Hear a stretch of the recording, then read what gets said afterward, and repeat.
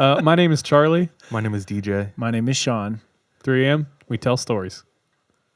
Good, bad, funny, scary, All embarrassing. these stories. Yeah, whatever you want. How was your week, guys? So far, so good. It's been good. I started a show. I'm rewatching it. It's my girlfriend's first time, and it's a show I vowed that I would never watch again. Have you ever heard of the HBO epic Game of Thrones?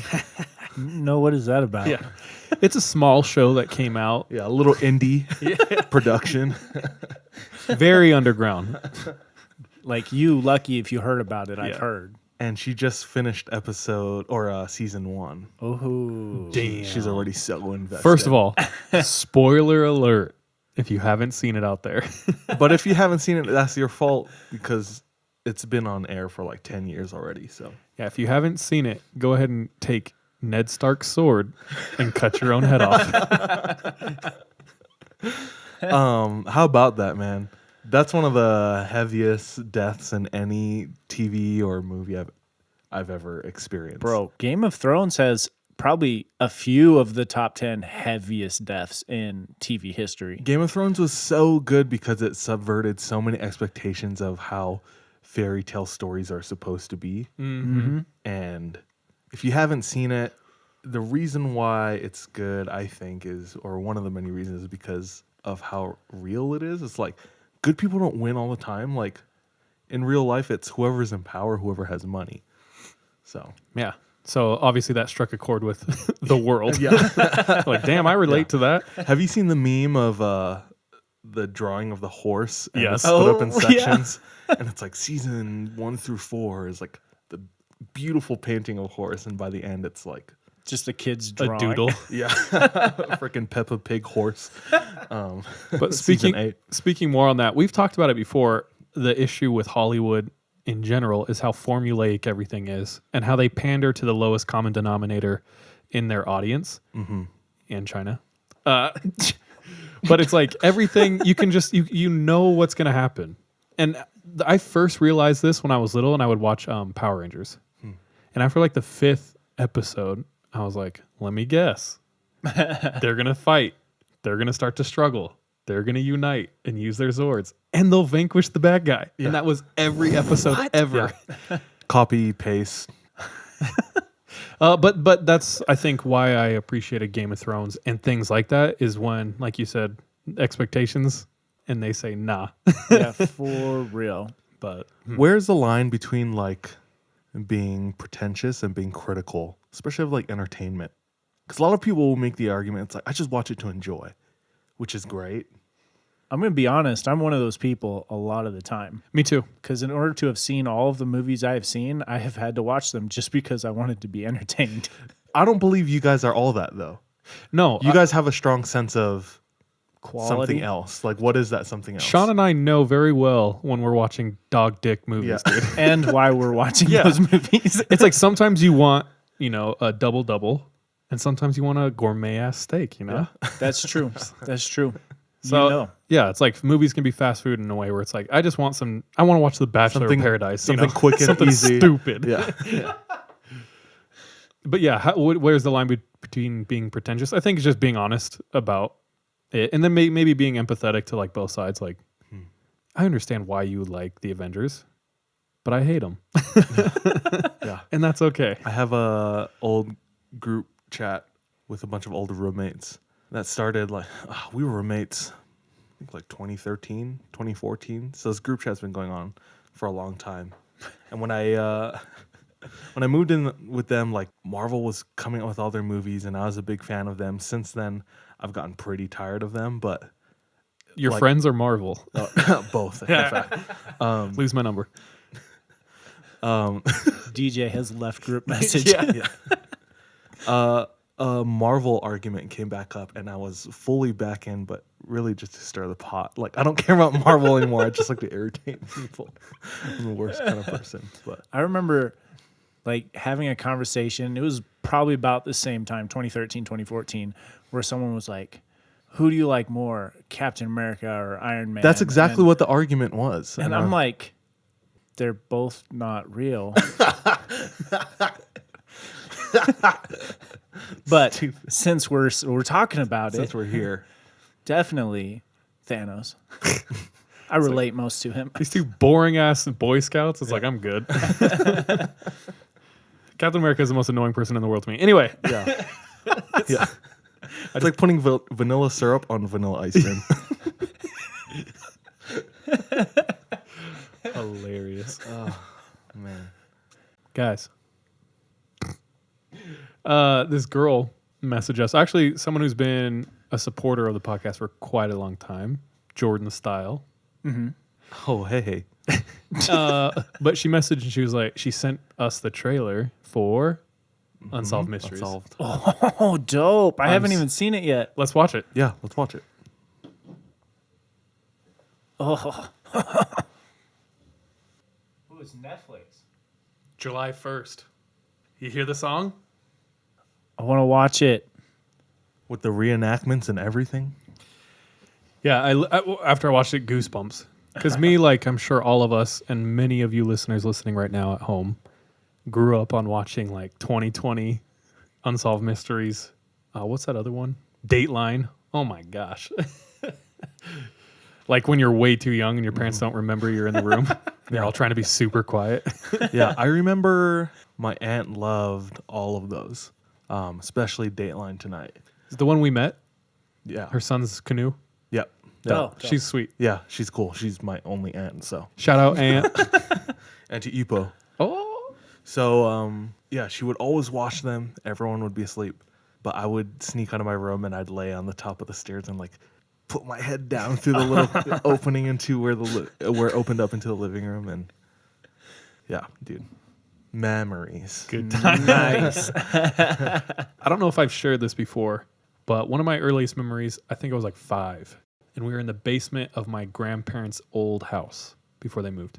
And I'm downstairs. It's all the older cousins, all the cool ass cousins. You know what I mean? Yeah. And they're going around there telling scary stories, and they don't remember I'm behind the couch. And my cousin Amy is telling this story that is terrifying. And she talks about this family who lived in this house that was possessed by like demons or something, and they took a photo. And in the photo, and they see me, and they say, "Charlie, get out of here, go upstairs." And I've never heard the ending of that story. That sucks.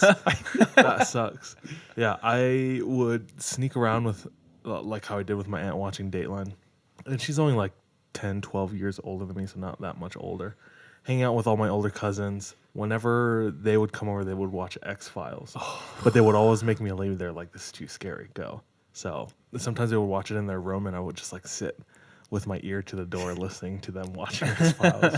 Which is probably scarier because your imagination is like Yeah. filling in all the blanks.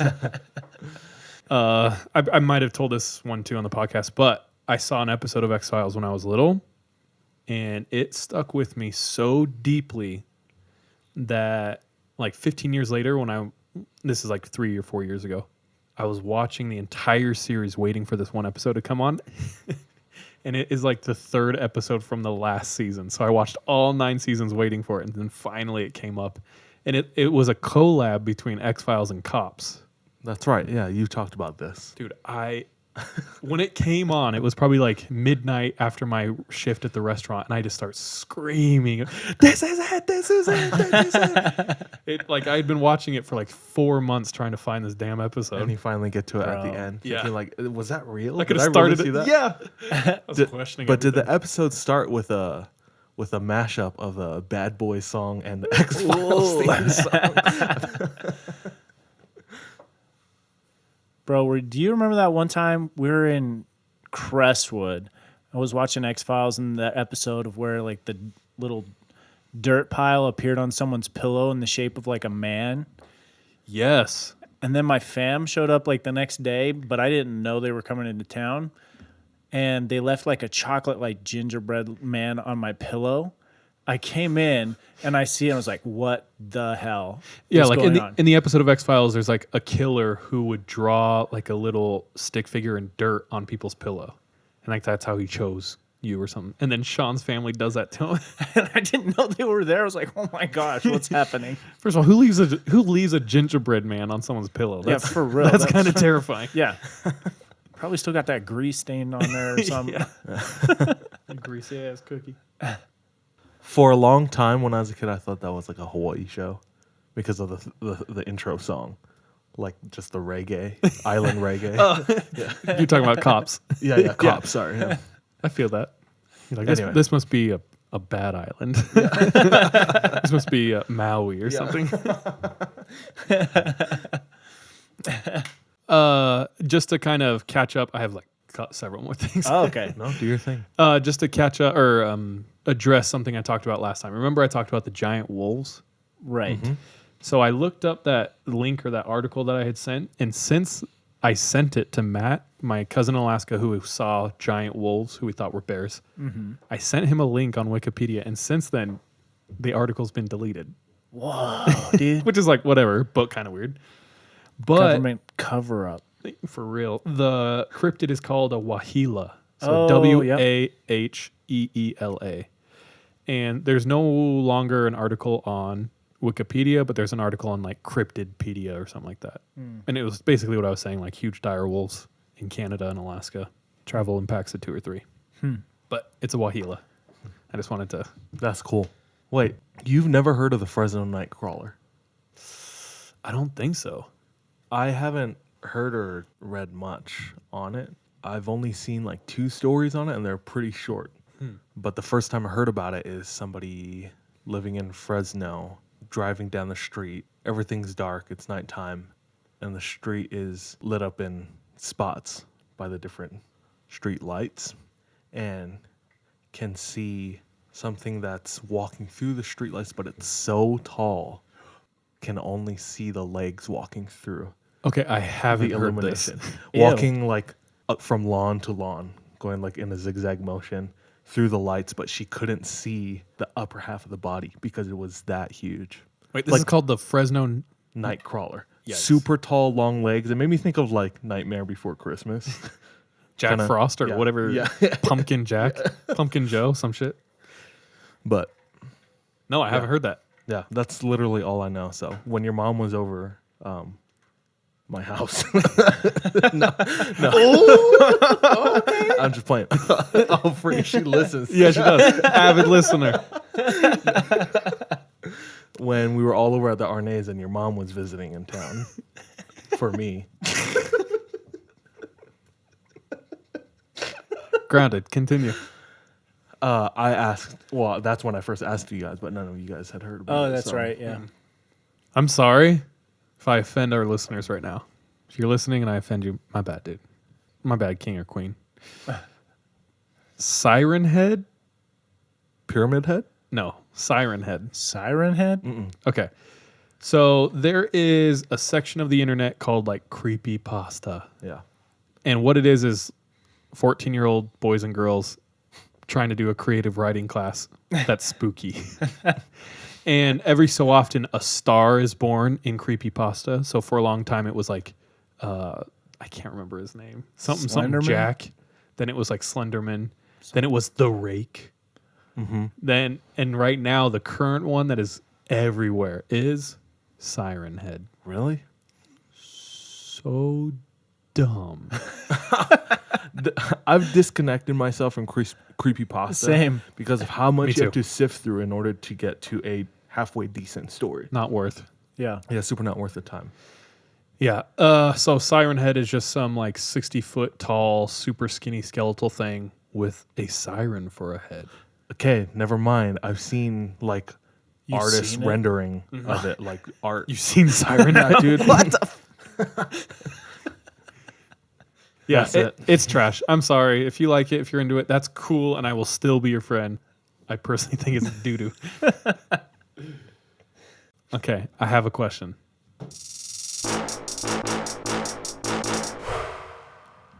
What are some of your phobias or nails on a chalkboard? And before we continue, I'm going to be talking about some phobias right now. So trigger warning. If you hear yours come up, fast forward a little.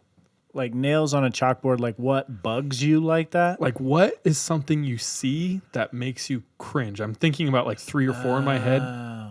And I have one I think is kind of unique. I've never met anyone else who has it, but it makes me want to vomit. Okay. Okay. While you guys think, I'll talk about some that I know. So a childhood friend of mine, her cousin, if she sees wet paper, she wants to vomit. Ew. And so like one time her uncle was teasing her. They were at a restaurant and he took the outer casing of a straw and just dripped water on it and she barfed everywhere. But wet paper makes her want to die. I don't think I have anything that's super strange. Videos of people breaking their feet, rolling their ankle or tripping. That makes my whole body just want to invert and go to the nether. Hey, we have a group text and I always send like, people broken ankles to DJ and he's always like, why have you done this? It pisses me off, dude. Oh, it always catches me by surprise, like a Rickroll, dude. Every time. One of mine is when you're in the shower and there's a plastic part and that son bitch touches you. I hate that. Do you know what I'm talking about? When you're like in a little shower and the curtain touches you. Oh, yeah. That makes me want to die. Get your slimy hands off me. Sir. Excuse me? Oh, gosh. Okay, I will tell you my biggest one, but you cannot use it against me. Do you all promise out there as listeners? No. Promise right now. Or you have to stop the episode. Not at all. Or you're grounded. Okay. I'm not being dramatic and I'm not my mouth is filling up with saliva right now. When you take paper and you fold the paper in half and you use your nails and you pinch the edge of the paper and you go, oh, that makes me want to die. Like ever since it gives me goosebumps on the back of my neck. I have to take like a pen and like dab it down. Or like a ruler and you run it across. Yeah. Credit If I card. see that, if I hear that, I will like fall to the ground. It's like my kryptonite. What about like tearing paper? No, I can tear it. It's like I think it's just the nail, like the dragging across. Ugh. I'm not gonna lie. I don't flinch when I hear like nails on the chalkboard. Nails on chalkboard doesn't really bother me. Neither does like silverware. Yeah. However, That paper, though. I have bitten down on my fork sideways once, Oh. and I like can recall how it felt on my teeth, and that makes me want to die. Yeah. It hurts my teeth thinking about. Even like foil, when you chew on foil, if you have like fillings like from cavities, that doesn't really mess. That doesn't really mess with me. I don't know. I don't really feel. It doesn't. I don't feel any pain. I don't from it. really either. Yeah. I can bite down into cold ice cream with my front teeth, and no problem. Yeah, I usually bite my ice cream. Maybe I am a freaking psychopath. I'm not ticklish either. So anytime, when people ask you, "Are you ticklish?" It doesn't matter what you say; they're always going to try and tickle you. No. Okay, I'm gonna tickle you. Yeah, I always say no, followed up by tickles. Being and touched. I just Does this stand happen there to and- you often, though? not often, but my response every time is just, "Let me know when you're finished touching me." That was fun. Are you satisfied? Hope it was worth it. Okay. I'm gonna talk about one phobia in particular. Okay. What's the phobia with the holes? How did you The know? holy phobia. I already knew. I think it's called tryptophobia. With the holes, what like? Trypophobia. Yeah. If you have Trypophobia? trypophobia. If you have fear of holes, fast forward right now. So Fear of holes? legitimately, there's people who see like holes, like wasp nests, Pores and... and it freaks them the F out. Yeah, I know a couple Freaks. people. I know one person who freaks them out. If they see a wasp nest, they like run screaming. Even like a strawberry. Yeah. What the hell? Have you? I don't have that at all. But there are some, like the worst pictures I've seen of those are like, okay, I could see why. Like that's, Like a botfly. Yeah. yeah, infestation. Like, I'll show you the one video that gives me that phobia. us, we don't really have phobias, and we're like, inject us with these phobias. I'm sitting here like I don't. I want to know if belong to a have crowd. Any phobias? Oh yeah, I seen this. Is this dog or frog? Frog. So there's a video of a frog who gives birth out of its back, and it's legit the one time I have this phobia. I'm like, oh, that's repulsive. That's revolting. Bro, I try and watch Dr. Pimple Popper to build up my immunity. That's where I'm at too. Yeah. It's just birth. It's creation of life. Shut up, Sean. Dude, it's a miracle. How beautiful. Oh my gosh, how great thou art. Oh gosh. Bro, it looks like Okay, honeycomb. I'm done. Have you seen the dog that was infected with botfly Oh, larva? yeah. That one's gross. Holes Dude. all over its Yep, back. I've seen it. And they squeeze. No, you haven't. Don't need Nice to try, see it. dude. The vet is squeezing And it's just- its skin, and all the larvae is coming out of all the holes, dude. It looks like one of those like Play-Doh spaghetti heads. Looks like you're back. Just kidding. Can we put this in the pod? Yeah. I feel like people are just gonna like switch this off. I don't know, dude. I don't know, dude. It's pretty gross. Plus, we had the visual, and they won't. And with that, Dude, it's 2020. This summer, we were supposed to have the Olympics. Oh, yeah. It's true. Everything is thwarted because of COVID. It's so crazy. I don't think the whole world has experienced this. Bro, I Like can't. experienced one thing together for a long time. Since the last You know, where Olympics. everyone is so affected. I bet Europe would argue with that. What do you mean? Just this thing, like the Black Plague. Well, yeah, no, I'm saying like for a long time. Like it's We've never been this connected though and gone through it together. yeah, exactly. That's what I'm saying. Bro, I'm disconnecting from that. I can't even talk about it anymore. It is very odd. It's like I know this is the most drawn out joke, but it's like we're in an episode of Black Mirror. It is just so strange. Like things don't make sense right now. I keep thinking like this is one funny joke. Yeah. Okay, you got me, punked. Ashton, come out now. It's like I've had enough. With the Olympics, what are your favorite events to watch? Well, first of all, I'm gonna start bigger. Winter, summer. Me, summer. Summer. I prefer summer. Okay. I think there are more like numbers in summer. Like Yeah. more people will pay attention and watch summer Olympics. than Although winter. curling, I'm not gonna lie, gets entertaining. If you like watch it from the beginning, you're like, these Belgian bitches, like, go girls. yeah, yeah.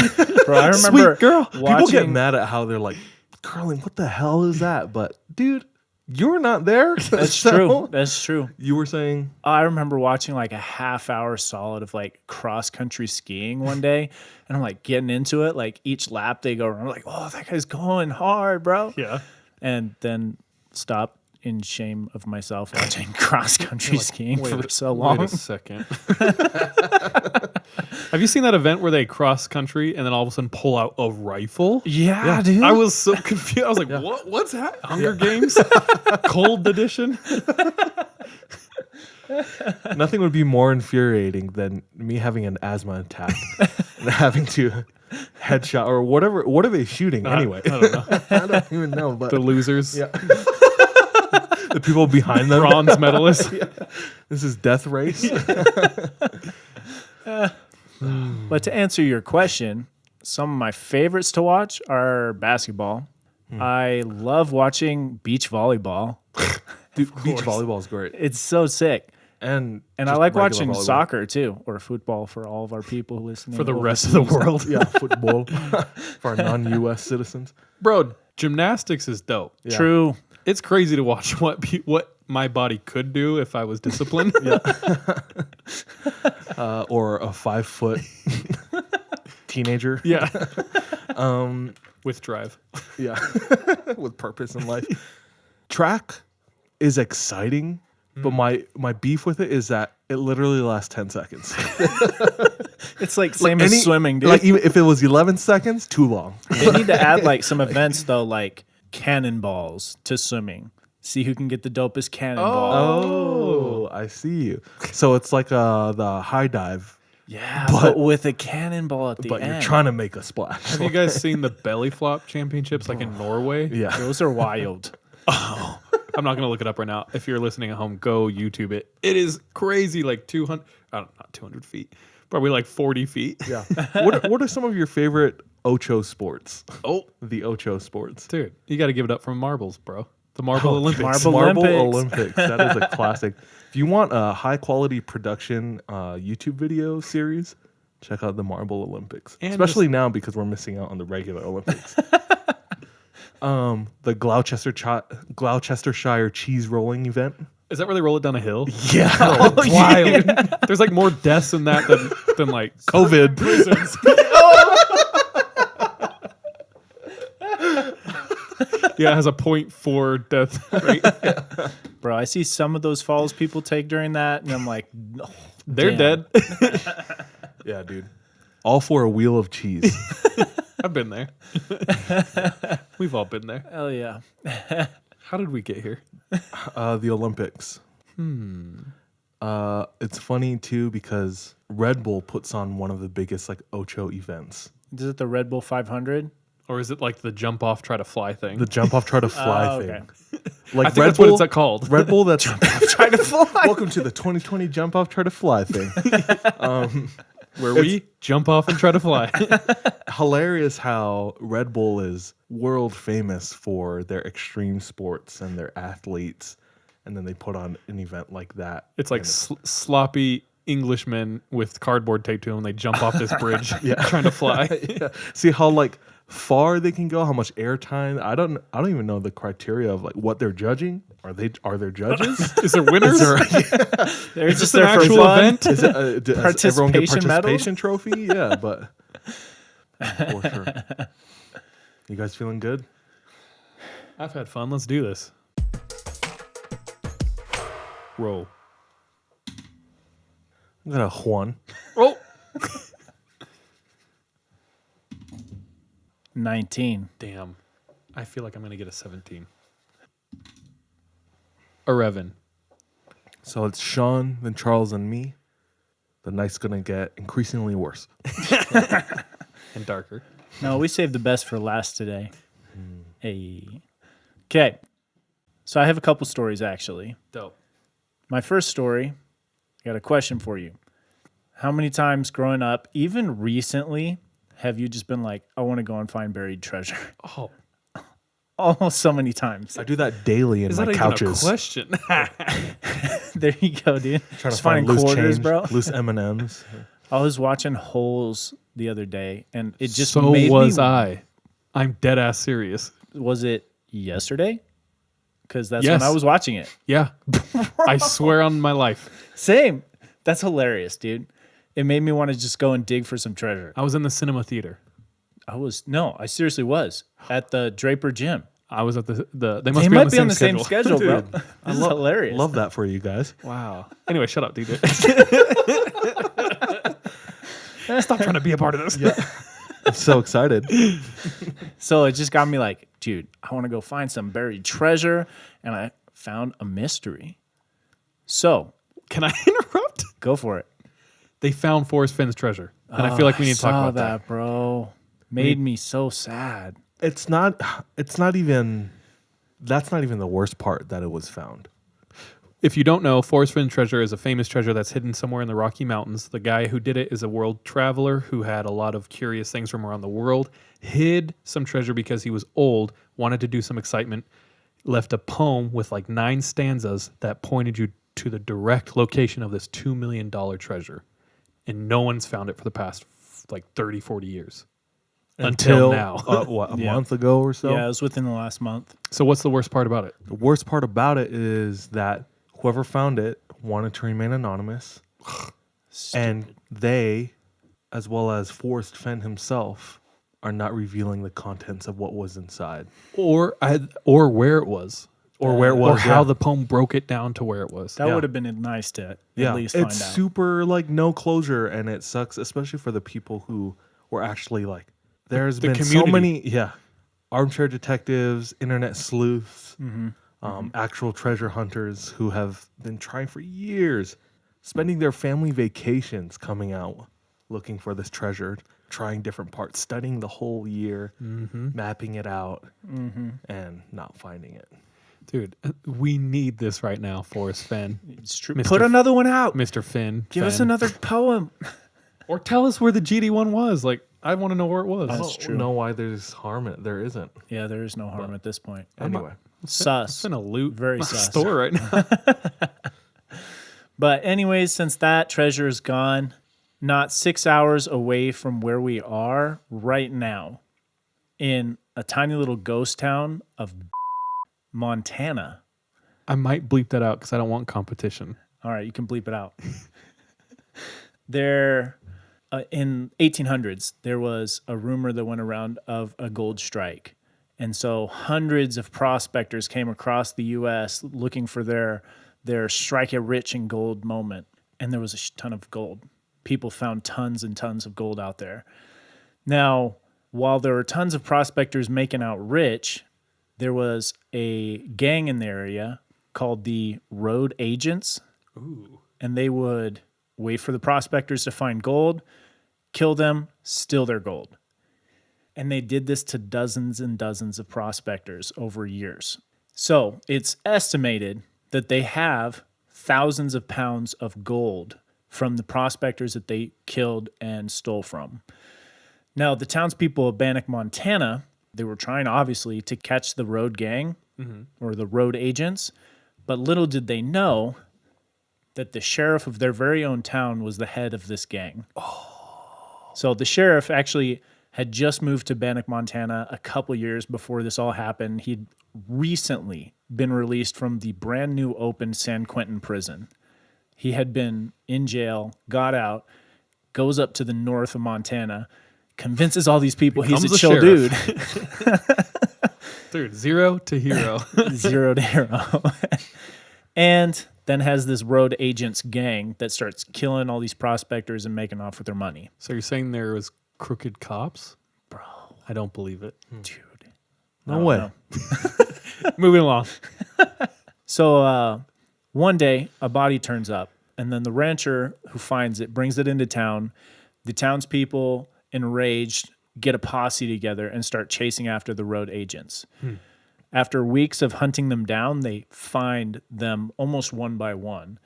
And in this process, they tell the road agent that they find will let you go if you can point to someone else, name someone else. And so they started naming off each other, but they would end up killing them anyways. And eventually they get to one of the road agents who they're going to hang. And as he's about to hang, thinking he'll still get off, he names the sheriff. And so the townspeople kill the guy and then arrest their sheriff. Huh. That citizen's arrest. And before they hang him, he tries to convince them to not kill him and tells them he'll tell them where all of the gold is that they have buried around Bannack, Montana in the mountains in the Bitterroot Range. And they kill him anyways. They didn't even care. But to this day, there's allegedly thousands of pounds of gold buried or stashed somewhere in that specific part of the Bitterroot Mountains. Bro, let's go find it. I'm down. Less than 6 hours away. Let's all quit our jobs. My boss, if you're listening, I'm just kidding, just joking. And go find this gold. Let's go get this bag. This is Bannack, Montana now. Bro, I'll just go there because that looks cool. It's legitimately a ghost town. Like, no one lives there. Straight out of a Scooby-Doo episode. Like, they have the wooden plank, like, boardwalk. It's like minor 49er, dude. It's like Westworld IRL. Bro. But that just kind of like came across that and was like, this is dope. I want to go find it. It's super close. I love that. I have no other information on how to find it within an entire mountain range, but it's got to be close. We need a map. It's true. We need something. It's true. Something. Side note, I have an uncle who lives down near Moroni, Utah, Manti. And I haven't been in contact with him or my grandpa for many, many years. My mom was just there for Father's Day to like hang out. And apparently she was just chatting with him. I think she mentioned our podcast. And he said that there is a ton of gold hidden somewhere down there. And his ancestors, like his great uncle, him and a group of people knew where it was, and whenever they would get low, he would go up into the mountains, disappear for a while, and come back with a brick of gold. What? And then they'd be set for another, and the whole crew would be set. And then everyone who knew died except for him. And he refused to tell anyone because he kept getting sick every time he went back. Wow. So apparently there was something at the mine or something at the spot that would make him sick. But my grandpa was like, yeah, there's some gold up here, and our great uncle knows where it is. So I'm like, dude. And we know it's in a mine. Uh-huh. We'll just wear our 3 a.m. masks that people made for us. That'll protect all of the we'll hazardous. Put Jordan in a bird cage as our canary. We finding that gold, bro. I don't know. Just gold keeps coming up in my life, bro. I feel like we need to go find some. It's a sign for sure. That's all I got from Bannack, Montana, and the Bannack Treasure. But have you ever moved into like a brand new house, or been in a brand new house and just been like the smells and the feelings of being in a brand new house and the excitement and stuff like that? Has that ever happened to you? Yeah. Yeah. So it's just like a really cool experience, except for if you're Kevin, where you move into that new house and there's new to him house where there was like dead animals in there. And Yeah. One of our friends, Kevin, it was like their first apartment they ever lived in, and he runs in to see basically a satanic cult sacrifice spot as like a 5-year-old. yeah. Yeah. That was in episode 5, Texas, if you want to listen to that one. But anyways, that normally is a really cool experience. So my next story comes out of Texas. It is a story of the Haney family that has moved to a town, I think it's called Newport or something like that. It's just outside of Houston, Texas. It's a brand new community that's just popped up, and they love the new house. It's kind of all similar families and things like that, where it's really good experience for them. They're excited to be there. And one day, Sam Haney decides that, he and his wife decide they're going to upgrade. They're going to put in an in-ground pool in the backyard. Ooh. They live in large. Moving on up. Moving on up. So, in the midst of making this decision, they get a strange visitor to their house one day. And it's this old man. And I'm not exactly sure how the old man found out that they were going to be putting in a pool, but this old man knocks on their door and he tells them, don't put a pool in your backyard because there's dead bodies buried in the backyard. I'd say that's the perfect time to do a pool. Oh, yeah. Let's get these bodies out of there. And he says, I know that there are dead bodies there because I'm the one who buried them. Oh, you're grounded, sir. Tight. When all of this area was a cemetery. I'd be calling my realtor pissed. So Sam and his wife, they decide, we're not really sure if we believe this guy right now. And they decide to move forward with the swimming pool. So they start digging, and he's got like this big backhoe he's digging up, and they discover bones buried in the backyard. Then they decide to do a little bit of research, figure out what this guy's talking about, because he said it was a graveyard, not like it was a crime or anything like that. Bro, you did those things in the wrong order. Exactly. You need to find that. Google something before you rent a backhoe. So in the midst of the research, they find out that the bodies belong to Charlie and Betty, a former slave couple that was buried in this graveyard called Black Hope Cemetery. Huh. And it was specifically for former slaves that had gained their freedom after the abolition of slavery. Mm-hmm. And they were all just buried in this area. Now, after finding all of this out, the Haneys are plagued with guilt. Like, we just dug up a couple of bodies. They decide they're going to rebury the bodies. And so they pick a plot back of like their land that they have. And it's pretty far back there. They feel like it's safe. They rebury the bodies and the bones that they did dig up. Unfortunately, though they reburied the bodies, the spirits did not go back to sleep. And what happened to the Haneys and others living on what used to be Black Hope Cemetery will be available for our patrons. First of all of that sounded so off the books. It's like they just dug up bodies and they're like, all right, let's move them over here. It's like, bro, something's not up to code. Yeah, I don't know, dude. But the builders didn't disclose that either. And they would have known. True. All right, let's get into this story. Got that picture for you, Black Hope. Okay. All right. Thanks for sharing that, Sean. If you haven't already, go check out the Patreon. You get a bonus story every week. All right, so I just had a couple things I was going to talk about tonight. The first one is kind of a story for me and Sean's mom, and might justify some of our actions that we talked about in previous episodes. Okay. So if you remember, I sleep with a jar of coins in front of my door. Okay. So I can be ready with a buck knife if someone's trying to get me fresh. You know what I mean? But have you guys ever heard of the man named Richard Trenton Case? Nope. So Richard Trenton Case was a super cool dude. Dope. And he had a little hobby. And his hobby was he would walk around neighborhoods. Just nice neighborhoods where nothing ever bad happens. And what he'd do is he would go up to the front door and he'd jiggle the handle. If that door was locked, he would just continue on his way. And every once in a while, he would get to a door, jiggle it, and it would open right up. And so he would go inside and murder the entire family. And he did this for quite a while. Just random neighborhoods, random walks. And if your door was unlocked, that was enough to become his victim. I assume because it was random, that's why he had so much time to do it, because it was hard to track. Probably trace. took a while. Yeah. Dang. That's gnarly. They finally apprehend him, catch him. He's in custody.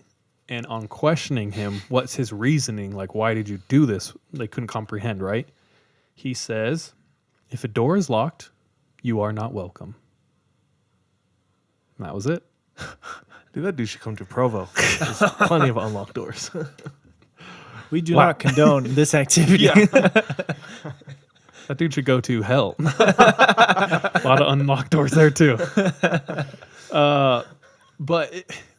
The sheer randomness is what's terrifying to me. And his reasoning, it was like, if your door is unlocked, he viewed that as a welcoming to, like, for him to come in. He thought that meant that you wanted him there and that he was basically allowed to kill you. And that's how his mind worked. It's crazy how they convince themselves about that. Yeah. It sounds to me, now I'm not an expert, but it sounds to me like there might be some mental illness going on. What? No, dude, that's normal. But actually, the first thing that came to my mind when reading that was vampires. Oh. And we've talked about this before, but there's a lot of things out there, a lot of creepy, ghosty, spooky things that like require permission to work. And one of those is a vampire. So like if it's at the threshold of your door and you invite a vampire in, it can come in. And it just like, I don't know, it was like maybe he's like a modern day vampire. Maybe, dude. So if you have any questions out there and you still leave your door unlocked because you think it's chill, maybe don't. Or if you have any stories, send them our way. Yeah, that too. Anyway, that was just to justify me and your mom, bro. We're not paranoid. Oh. But maybe we are, but it's good. All right. My next story is from Jordan Style, same person. So she was listening to the story I shared about Charlie No Face. If you want to know more about that, go back a couple episodes and listen to episode... Did we call it No Face? 2 or 3 ago. Yeah. Okay, if you want to know, go back to episode 55, Remote, where I talk about Charlie No Face. Anyway, she listened to that and immediately messages us, pretty excited. And I had left out a key, crucial part of that myth. There is a tunnel in Pennsylvania that's notorious and basically like the epicenter of the Charlie No Face folklore. So this is a super old tunnel, really long, out in the wilderness of PA. At night, pitch black. And the urban legend around this tunnel is that an electrician who was working on the tunnel got into an insane accident where he shocked himself, melted his face, melted his hands, and he died. And if you go to that tunnel at night, you are likely to see him like floating through the air. This green apparition that haunts you and will chase you and terrify you. And for many, many people in Pennsylvania, that's where Charlie No Face was known to be. We then come to find out it was actually based off a real guy, right? And that his story was much more than just a legend, an urban legend. Well, she messages me and sends me a picture of that tunnel and says, I live a couple miles away from this, what's it called? This tunnel. This epicenter of haunting. So pull out your phone, go to our messages on IG. She sent us photos from her phone of this tunnel. Damn, the realist right now. For real. This tunnel, while you're pulling that up, was featured on a TV show called Scariest Places on Earth. So it's earned its spot as one of the scariest places. It's known for having a super creepy vibe. Everyone feels unsettled when they're there. Yeah. Dang, One of that's you- creepy, bro. Can you describe what you're kind of seeing? So it looks like a tunnel just kind of going into a hill. And it's kind of being taken from below the tunnel on another hill. It just looks super creepy and dilapidated and like definitely haunted. It's been there for a long time, you can tell. Charlie No Face is also known as the Green Man. Yes. So she called this the Green Man's Tunnel. Yeah, and so think of your basic old like train tunnel type thing, right? That's what it looks like. Well, first of all, there's two tunnels. There's one that's a little higher, and it's like a walking path tunnel. Okay, that's what that is. Yeah. And then there's one that's lower, that's a single lane tunnel that your car can go through. The walking tunnel has since been abandoned and super creepy. People still go out there, right? She says, I used to drive through that tunnel daily. Holy cow. And she said, and I want to share with you one of the scariest experiences of my life. Oh, what? And I will be telling her experience right now. Bro, you almost had me. Triple fake out. Okay, so she said this happened to her about 10 years ago. And like she said, she used to drive through this tunnel daily. On the daily, she would go through. And how this tunnel works is it's a single lane, so only one car can go through at a time. So what the custom would be like, you would come to one end of the tunnel, you would pause, and you'd like honk your horn to signify that you're there and you're going through. Because there's no light, there's no way of really knowing. Mm-hmm. Otherwise, you'll get stuck in this weird position where one of you has to back out this super narrow tunnel. Mm-hmm. So she would go through this daily on her drive. And she attests to it having a weird vibe, like every time you go through. Like you don't go through it without it feeling off, right? So one night, she's going through it kind of late. She's coming back from something. She pulls up to one side of the tunnel. Now, if you've been out in the countryside without streetlights, it is insanely dark. And that's just what happened on this night. She comes up to one end of the tunnel, parked in her car, and it is pitch black. Like her head beams almost feel like they're not that bright. They seem to cut off too close to the car. As she's parked there, she pulls up, she does the courteous thing, she slows down, and she's about to go through when she said she's overcome by this terrible feeling. Like something's in the car with her. She grips the steering wheel, and she can't shake this feeling so bad, she flicks on the light and looks behind her. There's nothing in her car, but she can't shake the feeling. So she's about to take off when she hears a car honking on the other side.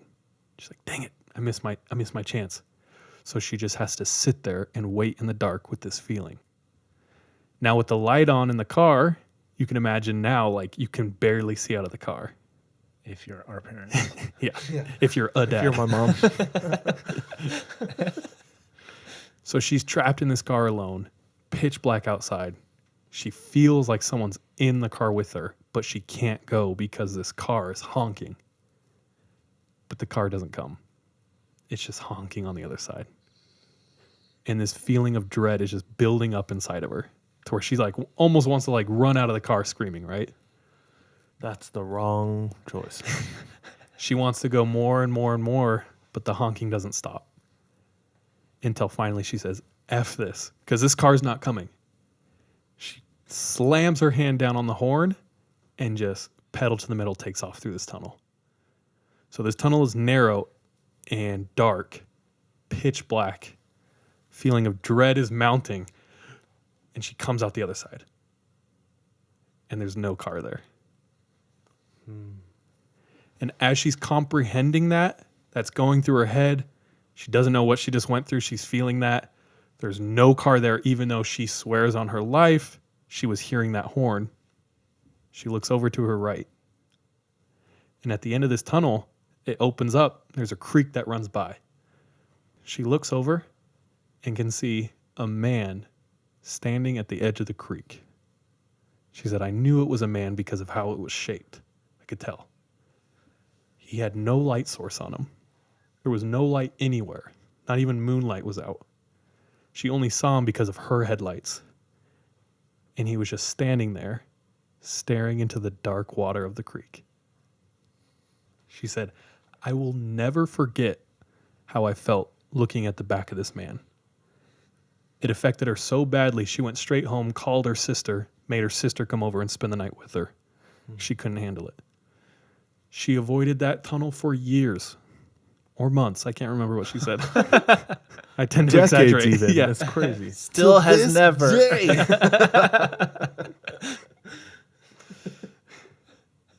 Yeah, she definitely said months. But said, even till this day, she refuses to go through it at night. So she'll go some other way. What got her the most, and what she can't let go of, is she just remembers driving slowly by, looking at this guy, and not once did it even look like he was going to look away from the water. He didn't turn. He didn't look at her. And he was just sitting there in pitch black, staring into the dark water of the creek. What are you doing, bro? Bro, why can't people be creepy in private? And that's Jordan's experience with Green Man's Tunnel. Probably Charlie No Face as well. Dude, I don't know. Maybe that's why he didn't look. He didn't have any face. Or and maybe he didn't she want her to scare her. Or maybe she was looking at the front of him. But by this time, Raymond, a.k.a. Charlie No Face, long gone. He's been dead for years. Allegedly. Or maybe he never Dude, died. what was the car horn? Bro, I know like so many things. And I trust her. I give people the benefit of the doubt. I definitely believe like if you read her words, she's like, I don't know what it was, but I swear on my life I was hearing a car like honking. And she was getting so frustrated because it wasn't coming. And she's sitting there exposed to a demon. Dude, them demons, bro. But anyway, shout out Jordan. Thanks so much, Jordan. Yeah, Long time thanks. supporter and now an awesome contributor to the podcast. All right. And for my next story is a story about a kid who was 16 who had a terrible experience with young love. Oh, man. Me too, bro. Sorry. And I will share that next episode. Get wrecked. Wow. Is that you? That's me tonight. Okay. I'm next. All right, my story today comes from Stella. Shout out Stella. Do we know her? Shout out. Maybe.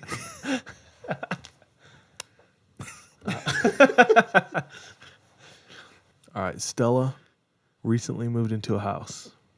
She lives in Oklahoma. She lives with her husband and her 5-year-old son.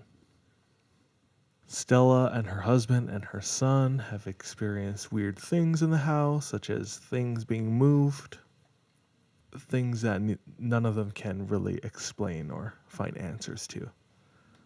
Weird knocks going on throughout the house. Even though this is an old house, it's more than it just creaking and moving. Like distinct sounds that only humans can make, like walking throughout the hallway or walking upstairs, footsteps. But she never had anything that was malicious. So she nor her husband nor her son, who I assume is kind of oblivious to a lot of this, but they're not very worried at all until they live in a very historical town, and they visit a museum one day in the town, and the museum is just about the town and the state's history, and she learns some things about where they live. Oh no. My dread just went up. You imagine living in a situation or being somewhere that has become your everyday, whether it's a workplace or a relationship with someone, and you learn from an external source that there are so many things that's happened right underneath your nose. And you're just stuck. This is Stella. So she's reading up on the history, and this is what she finds. Their house is older than the state of Oklahoma. Oklahoma was established in 1907. Their house was built in 1846. Damn. And it used to be a holding cell for prisoners. What kind of renovation job did they do on that for someone to be like, That's I what the could live steel here? bars are for. It's like they all just live in cells. Bro, that's my cell. Go to bro. your cell. Yeah. It's all You're in making trouble. sense now. Go to your cell and think about what you did. Solitary confinement. Solitary. Solitary.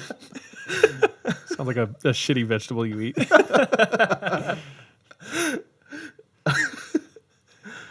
So, it doesn't stop there. When does it ever? Never really. It never ends. Oh my God. Okay, about a quarter mile from their house, there are gallows. That's a historical landmark, and they haven't taken it down. So A historical gallows landmark? It's where they would hang the prisoners. So it's that platform type thing, right? Mm-hmm. Mm-hmm. Bro, if y'all topple in statues, you need to topple this gallows. Yeah. Too political? No, you good. You good. Stop it. So that just adds to the history of the town. She found that the house had at least 13 prisoners that died in that house. 5 of them were from suicide. One from a disease that they think was cancer, but they're not entirely sure. And the others are not recorded, how they died. 4 of those who committed suicide were murderers. The other one, the 5th one, was a thief. So she doesn't know if any of this really ties in.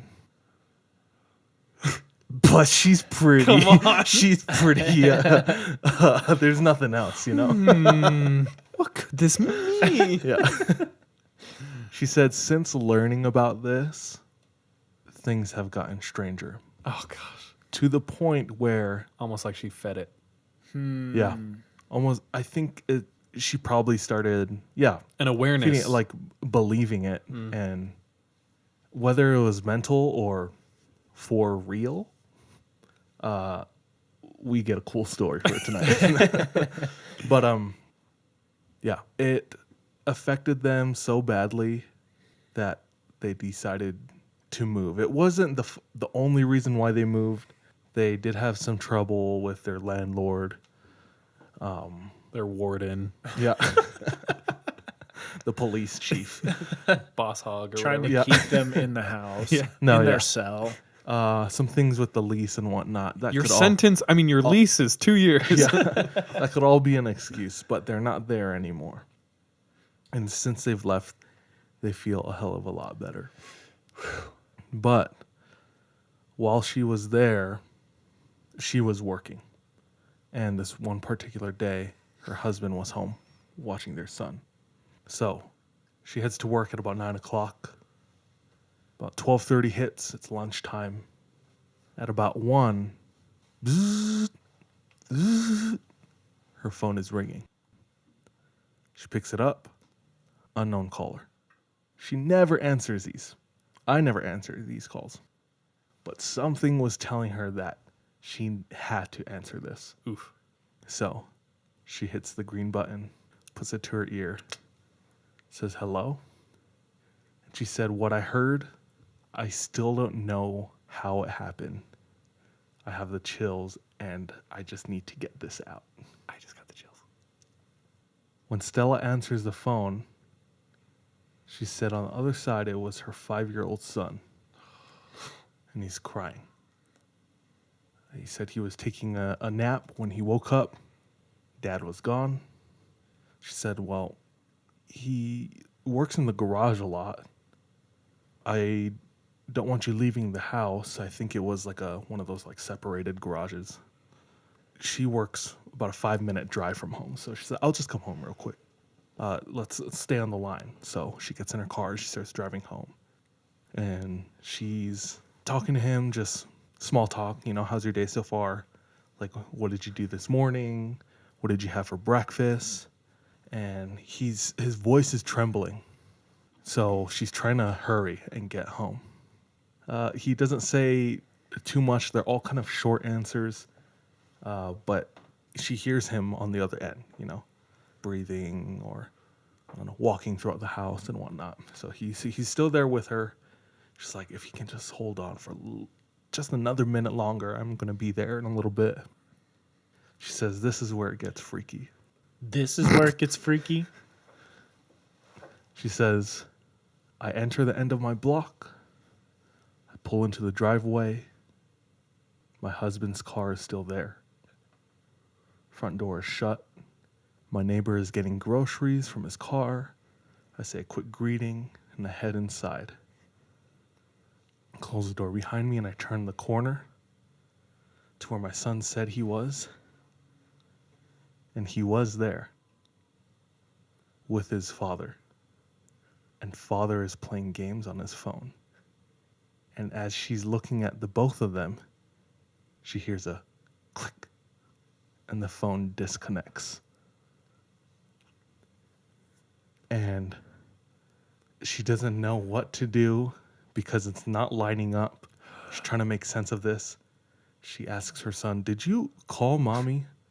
Say you couldn't find daddy? And he says no. She says she believes him because she knows him well enough that he's not good enough to lie that well, you know, to her. So she 100% believes him. She gets her husband. They talk for a little bit. And she says, did you leave him? Like, what happened this morning? He said, no, we've just been hanging out inside here all day. Only time I left, I was out of his sight is when I made some food and brought it back and we both had breakfast and that was it. And she was like, did he take a nap or anything? And he says, no, we've been watching TV, playing games this whole time.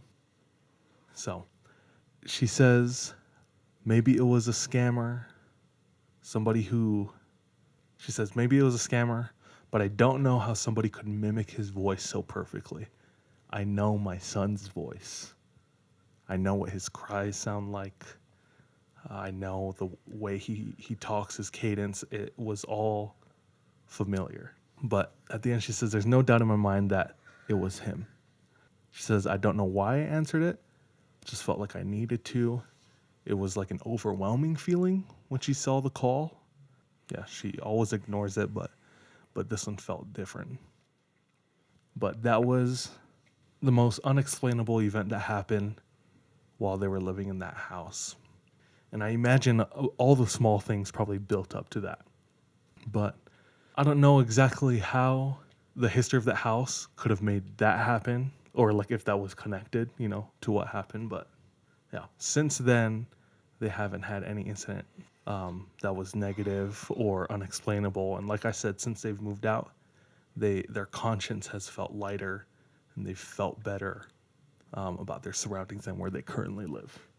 But that was Stella. Well, that's creepy because there's no explanation. Nothing I that can't, makes sense. I can't think of anything. Mm-hmm.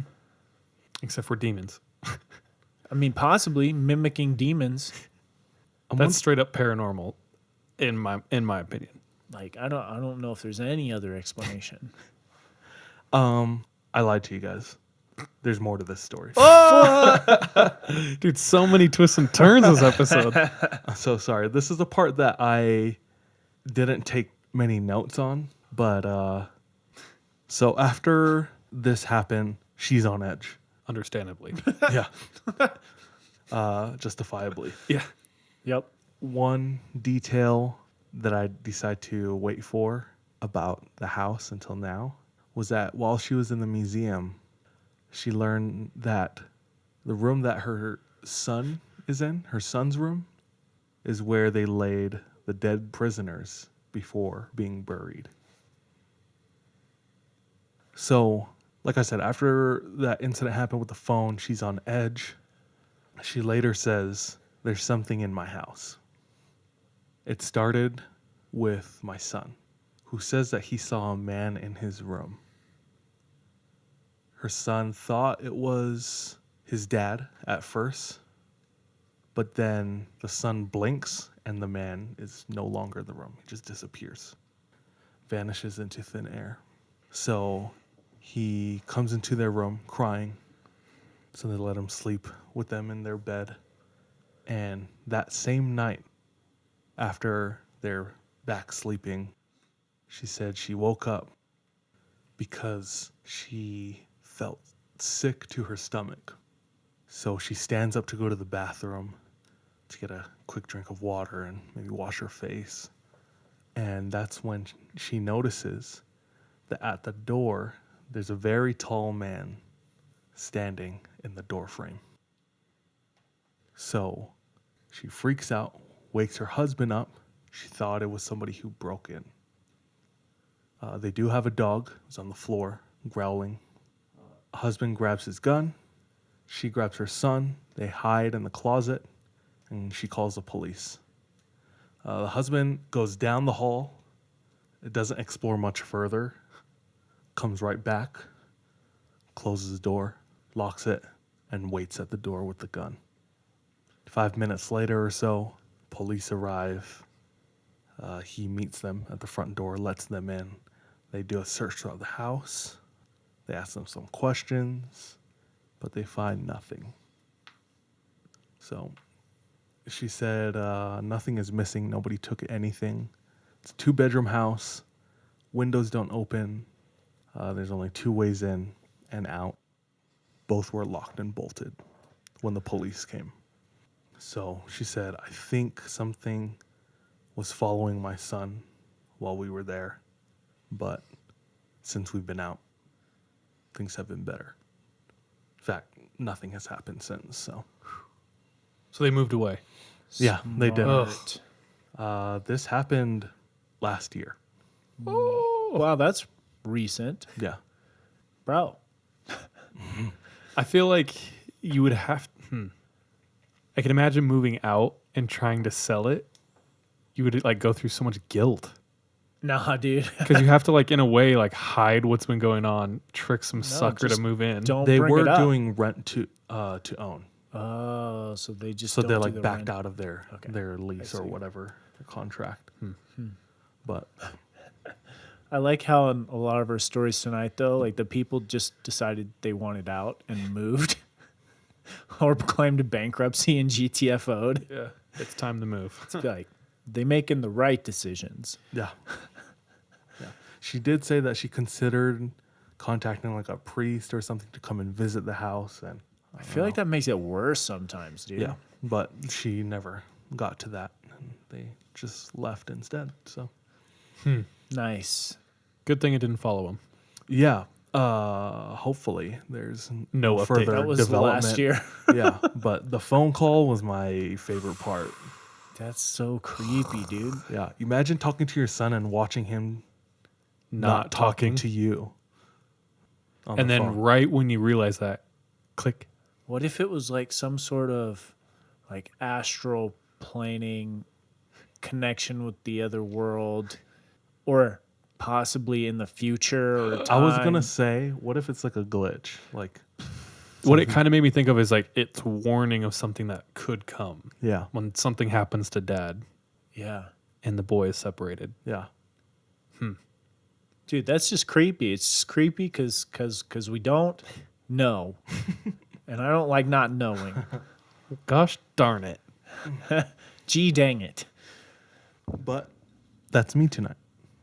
Thank you. Thank you very much. That was a good one. I like that a lot. Can I share a short one? Yeah. Just brought one to my mind. I wasn't going to share this, so it's not really prepared, but whatever. This happened back in the 90s, early 2000s.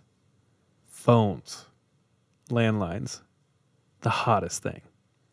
Yeah, dude. That's back when you would be on your phone for 3 or 4 hours talking to the girls or boys at school, right? Yeah.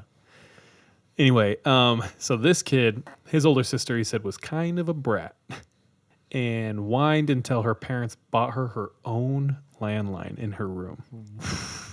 It's still connected to the other landlines, though. I think this one was a separate line that they would pay credit for so that she had her own thing.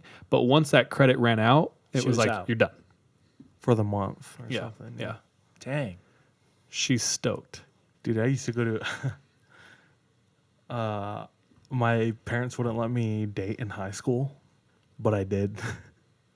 And my little brother listens to this, so dude, I'm sorry for my bad example. But I remember talking to my girlfriend on my cell phone, and then my parents found, like, they printed out online the logs of all my calls, and they were all like from 11 at night till 2 in the morning, 3 in the morning, every day.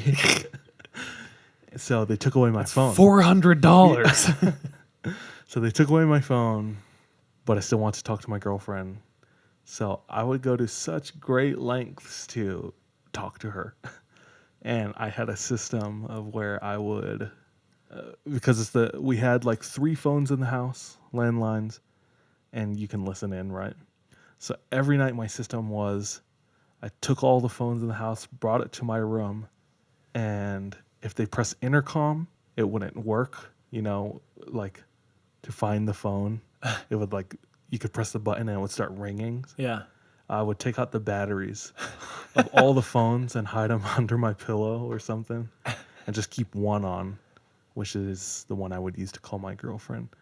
And then by morning, I would put all the batteries back in, like put them in weird places throughout the house, like the couch or whatnot. Like, oh, it was under here the whole time. All along. Your parents probably thought your house was haunted, dude. Me finding the phone too. I was like, man, who put this? Who did this? And then you pissed on their floor. You did this. You made me hide this phone. So to avoid all that, these parents just bought their daughter a phone. And she's stoked. Classic, just like you, every night staying up talking to Stacy and Tiffany and did you see Bobby's new jeans and blah, blah, blah, right? Sure. And so one night, everyone in the house hears her scream. And she comes running out of her room. And they're like, what's up? And all she can kind of say is, someone just called me and they were just saying weird things. And the parents probably said something like, well, if you can't handle a phone, then you're probably not old enough to have one. Parents are like, what were you wearing, though? Yeah. What did you do? Yeah. And this happens over and over. And the parents threaten to take away the phone. So she starts hiding it. And she confides in her little brother and she says, someone keeps calling her every night around 2 or 3 a.m. and telling her things like things they shouldn't know. Where she is, what she's doing, what she did that day. And it's really starting to get to her. And he's probably like, then why don't you tell mom and dad? No, Why don't I you can't. unplug the phone? I can't. They'll take my phone away, So she's in this predicament. Until one day, the whole family sees the phone in a box down by the door. She's done. She's had enough. So they all think, oh, she's come to her senses, right? A couple months later, brother asks her, what made you finally give up the phone? Like, why don't you just unplug it? And she says, I did. And the call still kept coming at like 2 a.m. That's classic horror movie. When a stranger calls, bro. So, according to her, she unplugged the phone and he still called. Well, that's a no. So she yeeted that phone out her life. Wait, she where'd don't you need to talk to Stacy and where'd you get this story? I think like Goosebumps or something. Online? Yeah, I was gonna say, dude, this sounds like a Goosebumps book. I don't know, bro. I just read it. dude, I heard that was a real story, bro. Bro, it happened to me. Okay? I'm the sister. Thanks for listening, guys. It's been a fun night. We'll end on that low note.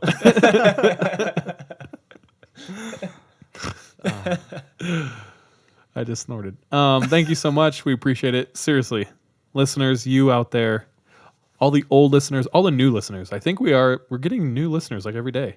Yeah. Every day we're getting more messages of people being like, "Hey, I just found your podcast, and I like it," and it's really encouraging. So we appreciate it. Welcome, new people. Yeah, thank you so much. We don't even know why one person listens, let alone 23. Yeah. No, it means a lot to us. Thank you so much. We're just a bunch of friends who like hanging out, having a good time telling stories. And now you're one of our friends. Yeah. Yep. So, until next time, we love you. Be safe. What the? Trust Bye. your butt. Watch your Busted snatch. Oh God. And Be careful out there.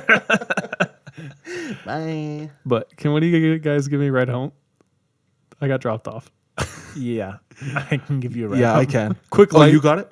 Yeah, are you going south though? 'Cause Quick life update. I lost my car. It broke down. you lost your car. Well, they It's freaking were like like, gone, bro. there's 3 options. Did I tell you guys this already? One's $600. One's $3,000. And the only way that's guaranteed to fix it is $5,000. And I was like, well, thanks for your service. So yeah. Anyway, give me a ride home. Okay. Okay. Bye. Love you. Be safe. Trust your gut and watch your back. He already said it. Oh, did you just say that? Still be careful Oh, out there. be careful out there.